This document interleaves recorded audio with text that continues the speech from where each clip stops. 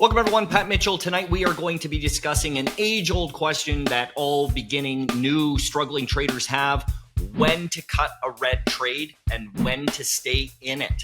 I'm going to be going over a very specific chart example and give you a play-by-play. I'm also going to be going way more in depth with that. So stay tuned. Let's rock and roll. Give me a sec. I'm going to pull up the charts. Okay, so this was actually a specific trade that we took today at Trick Trades in my service. Now that's okay if you're not a part of the service, that's all right. This video is not going to hold anything back. It's going to share all the secrets, tips, and tricks that you need to know whether should I stop out on the trade because it wants to go a little bit further past resistance or support, or do I keep with it? Do I keep with it? Do I stop out? Do I stop out? Do I keep with it? What to do? So let's get into the charts here and let's discuss this trade. Now on this trade, and I can even pull up my personal entries. One sec, just let me expand this chart. So this trade here was a trade that we took, and we all took it. And I want to show you that this here, the previous close, we opened up here. I'm going to draw this out, make it nice and clear for you. So we open up, we push into the previous close, we start in. Now I started in a little bit early, as I usually do, building a position, okay?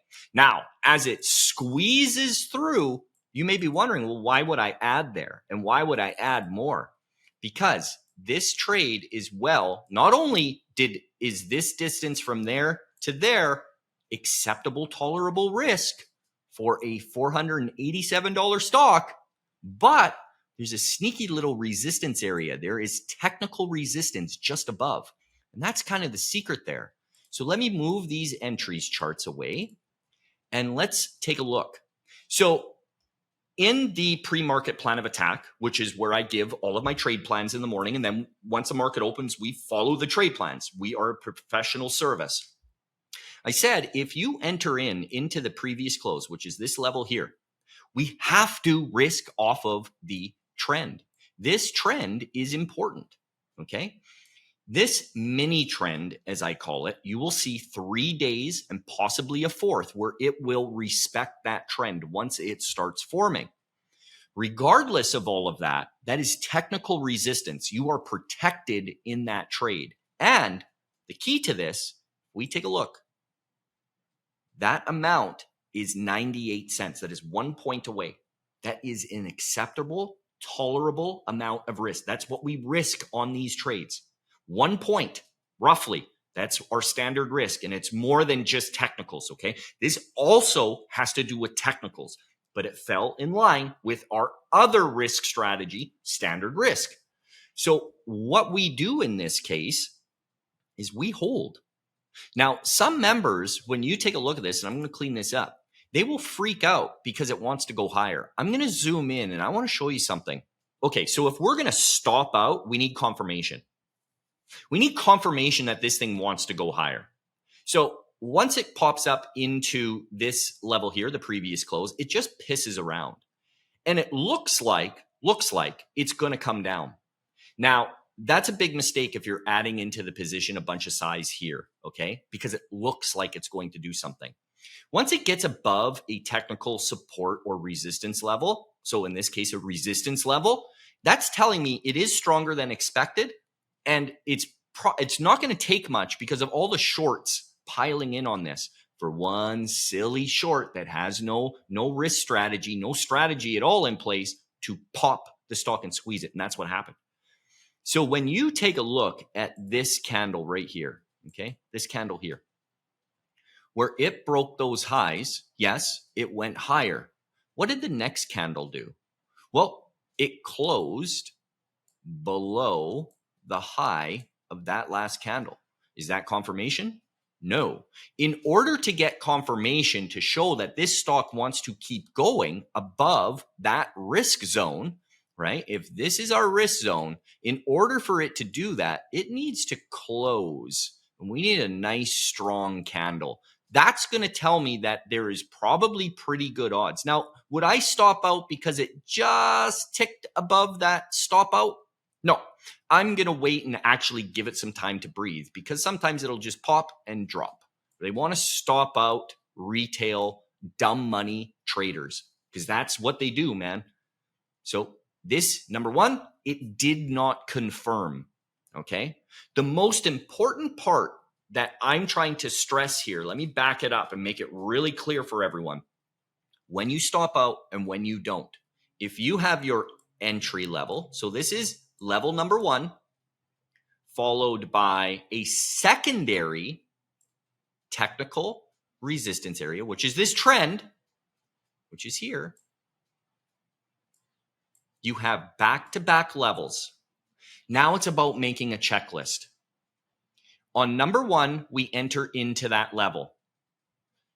The secondary part of the checklist is, so we execute, we take the trade into the level.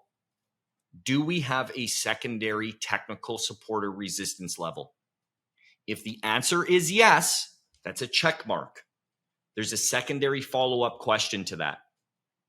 Is it within an acceptable, tolerable amount of risk?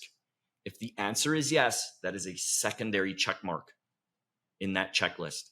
That tells me I have to hold. I cannot sell until that level breaks on confirmation. I explained this in my service this morning, that too many people look at these as trades, okay? And I know that might sound silly. They're not. When we enter into these trades, we are entering into a contract, an agreement with ourselves that we will work this trade and accept the outcome. It is about true acceptance. This is how I'm green on a trade like this, where some people will be red. I do not give in to emotions. Doesn't mean that I don't get emotional in trades, but I don't give in to them. Why? Because I have a very specific rule set that I share with all of my members. I go through all of these checklists. That checklist is so important. Now, let's go on the other side. When would I'll walk you through a checklist scenario where I would stop out. Okay, so let's draw out the same thing. So we have a level here, and let's say our technical resistance level is up here. Okay, so this is level one, this is level two. Let's go through our checklist. Do we have speed and distance coming into a level to get our initial entry? Yes, check mark. Do we then have above, do we have a technical support or resistance level, a resistance level above? Yes, we do. It's up here. Okay. Is that technical resistance level within an acceptable, tolerable amount of risk? Let's find out. So from that level, our entry level, up to our next technical resistance level is $1.73. No, not worth it. It's getting too far away. X. Don't take the trade. Or there's a secondary way to stop out. We can give it standard risk. Now, standard risk is something that I more so go into because it's more than just a basic bitch stop out strategy. There's a lot to it, and I share that within the walls of Trick Trades, okay? It's too much to go through on this video because this took me 11 years to go through and develop these strategies. A lot of blood, sweat, and tears went into this, folks. So on this here, this is either a no trade, or because at Trick Trades, we have multiple risk strategies. We have two risk strategies, okay? We have standard risk and technical risk. It does not fall within technicals. We would then have to go to standard risk. And guess what? It still would have worked because standard risk on Qs is 1 point. So that is 487.81. That is our standard risk. Now look at that, folks. Just like magic, it respects standard risk. Now I'm going to share something with you. Standard risk will break 15% of the time. Okay? It'll come into standard risk 15% of the time. It will go fully into standard risk 15% of the time. And of that 15% of the time, 15% of that, so 15% of 15%, which is a small little narrow margin, it will break. This is why we have the success that we do. And I know this sounds like a lot of like pushing and marketing and like buy my shit. I swear it's not. What I have is a strategy that I've developed, multiple strategies that I've developed over the course of 11 years that I am willing to share with you. And even if you don't want to join, continue to watch, just continue to watch my YouTube, because I'm giving away a lot of gold information that no one else is going to give you. So all I ask for you is please make sure to like the video, comment, and more importantly, subscribe. That's what I'm looking for. Ain't nothing free in life, folks. And this is some pretty good information for free. All I ask for is that you please subscribe and like it. If you have any comments, any questions whatsoever, feel free to ask. Okay, folks, have a good one. Adios.